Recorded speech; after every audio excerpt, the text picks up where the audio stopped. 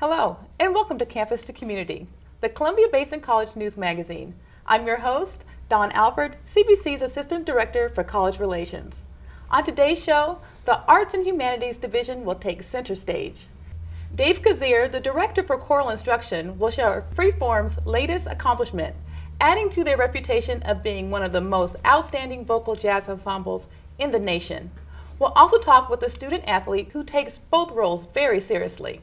DeVontae Harrell will discuss how he graduated high school in Stockton, California with a 4.25 GPA and found himself on the basketball court here at CBC.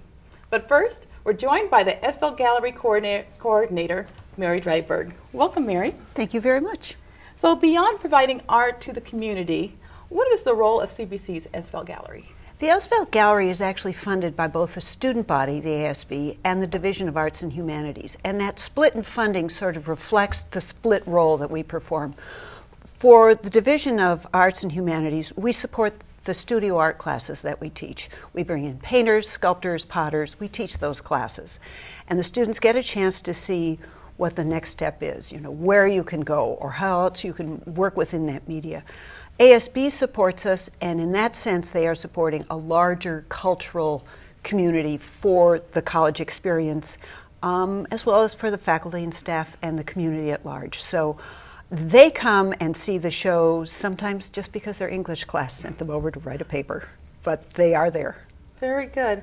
So along with visiting exhibits, you also provide students with the community a unique vantage point of being able to meet the artist. Yes, and learn from there.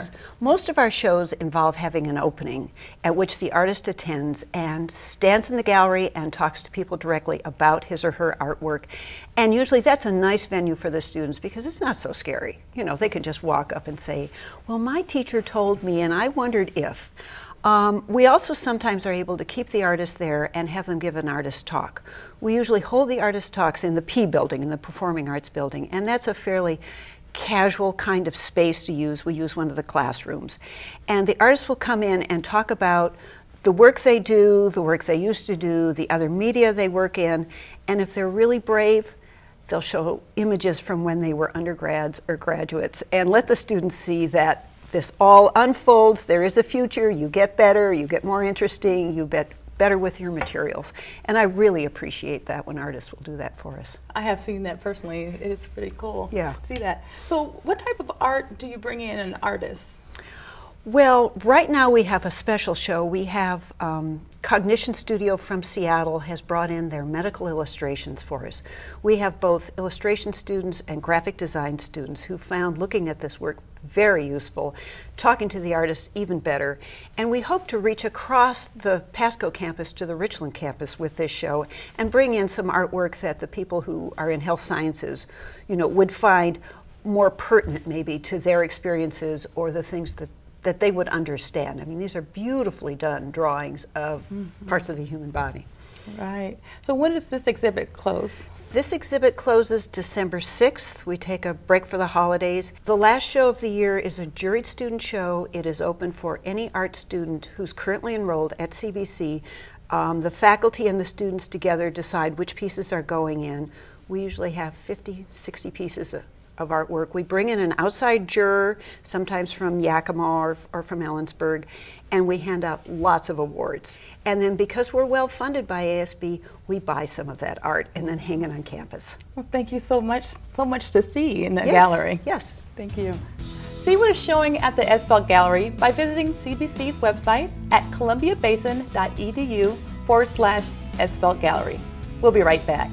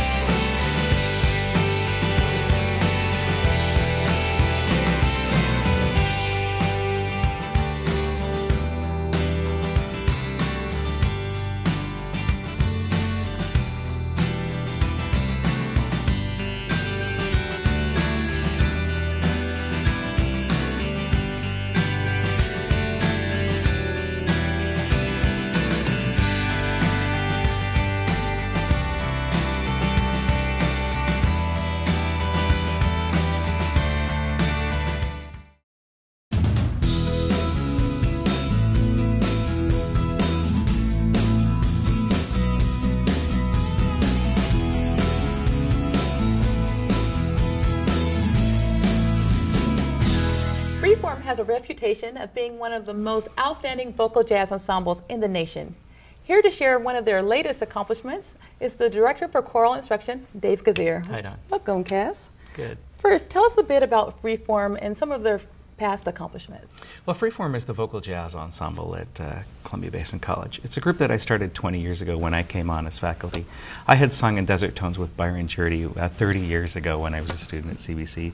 And so FreeForm was started to kind of pursue new advancing trends in the technology of the vocal jazz idiom and use that. So started it 20 years ago. Over those 20 years, their reputation in the nation, as you mentioned, has really built. Very proud of that. They've competed frequently at the Lionel Hampton Jazz Festival, the Reno Jazz Festival, the University of North Texas Jazz Festival. They've been the featured guest group at the New Orleans Festival back in 2005. They've twice been recognized by Downbeat magazine as one of the best jazz choirs in the nation. Nice. So we're very proud of what we've been able to do musically here in this community with FreeForm. Well, that is a serious history there. But so I understand there's yet another accomplishment that be able to add to those accolades. Yeah, quite an honor came about in late August. Last June, we submitted some recordings to JEN, which is an organization for it's called the Jazz Educators Network. Mm-hmm. It's an international organization that is whose purpose is to promote and educate people about jazz and to get younger generations involved in jazz performance. And we submitted recordings. I've been told amongst hundreds of applicants, we were one of 5 jazz choirs internationally selected to come and perform at their conference in Atlanta in January. Very impressive. Congratulations. Yeah, very proud of that. So besides being selected to be able to perform at JEN, what other benefits do the students gain by attending this conference? Well, the students are very aggressive right now about preparing their 1-hour performance that they will present there, basically geared to inspire participants there in education. But in addition to that, they will be able to participate in a number of workshops that are presented by jazz professionals, renowned people in the jazz world, go to jam sessions, and essentially get a really good feel for the jazz community throughout the world and an idea of whether they want to really seriously pursue the possibility of becoming a performer of America's great art, jazz. That's wonderful. So FreeForm has traveled extensively throughout the Northwest, and you've provided ample opportunities for them to perform in New York and like now Atlanta, New Orleans, Los Angeles. Yeah. That's beautiful. But how do people here in locally are able to find them? Well, 3 times a year, once every quarter, CBC Music Department presents the Jazz Night, and our next Jazz Night is December 6th, 7 p.m. there in the Performing Arts Center on the CBC campus. It's free to the public, so they can come to the concert at 7 p.m. and hear FreeForm, as well as hear the Jazz Ensemble, directed by Randy Hubbs. That's a great group as well. And see what we're doing in preparing for this great JEN opportunity. Wonderful. Thank you so much for being here. Thank you, Dawn. For a calendar of upcoming concerts, visit columbiabasin.edu/arts center. Don't go away. Up next, meet a student who has proven he has what it takes on and off the court.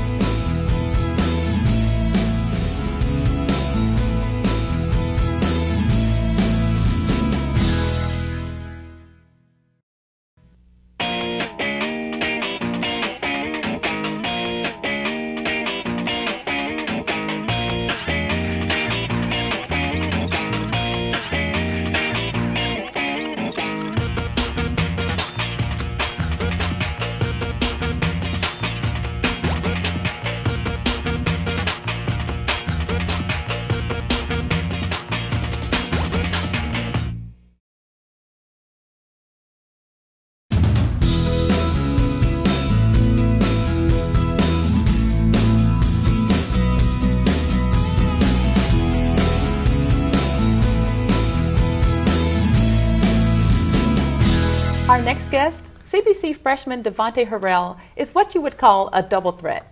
Not only does he excel on the court, but also in the classroom. Welcome, DeVontae. How you guys doing?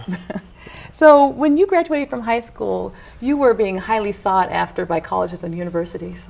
Yes, I graduated high school with a 4.25 GPA, and out of the 4 years that I was in high school, my overall GPA was a 3.9. I was offered and accepted by many D1 colleges like Fresno State, UNLV, and San Diego State. Wow, so these were all academic scholarships? Yes. Wow. So you chose CBC. Why is that? I chose CBC. One of the reasons I chose CBC is because my dad was on the 1981 championship men's basketball team, and he was my coach throughout high school, and he said it would be a great opportunity for me to go and get a different form of basketball in a different state. Okay, so now you're here. You've been at CBC a good quarter now. Yeah. So you think you've made the right decision? I can honestly say that I think I made the right decision because me getting out of town where I was born and raised and not getting stuck there, it's getting out of town and going forth with my dreams. Awesome. Yeah. So how do you manage? I know this is very difficult to be able to go to school full time and then you're playing basketball and going out of town. How do you balance both academics and playing sports? With the help of my mom. When I was young, she told me that if I didn't do my schoolwork, I was not going to be able to play basketball. And me, being as a child, I tested her 1 year and done what I wanted to, and the results wasn't good. I'm never going to test her again, because still to this day, she can take me out of sports like that, like it's nothing. Very good. Yeah. So you have learned that academics come first? Yes. Very good. So tell us, what are your academic goals? My academic goals are to major in kinesiology and get a transfer degree to San Diego State. Kinesiology is another form of sports management, the study of body and how the bones move. Okay, so from CBC on to San Diego State. Yeah. So the basketball season is right underway now, and I've been looking at the Hawks, and you have a great mix of local talent as well as out-of-area talent. What do you see for this season? I'm from Stockton, California. We have 2 guys from Las Vegas, Nevada, and we have a mixture of some Washington kids, and I think that our talent, if we bring all our talent together, one mind, one goal, that we will win the NWAC championships. All right, NWAC championships. Yeah. Well, thank you so much for being with us today. Thank you. You're welcome. Come cheer on DeVontae and the rest of the men's basketball team. For a schedule of the games, visit the website at columbiabasin.edu/athletics. Well, this concludes this month's Campus to Community. If you would like more information on the topics covered today, contact information will be made available at the end of the program. Visit us on the web at columbiabasin.edu or call 547-0511. For Campus to Community, I'm Dawn Alford. We'll see you next time.